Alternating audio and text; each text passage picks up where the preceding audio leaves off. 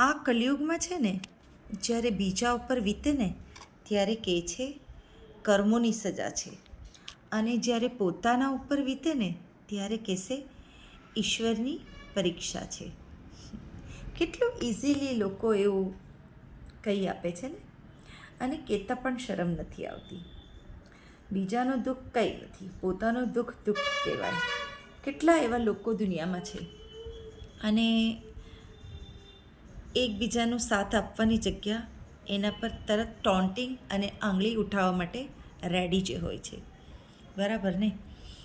સો આવા લોકોથી I think કે દૂર રહો ને, એક ડિસ્ટન્સ બનાવીને રાખો ને, તો એ વધારે સારું રહેશે. બરાબર ને?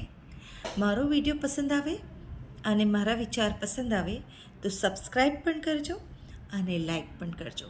બેલ બટન દબાવવાનું ના ભૂલતા. Thank you.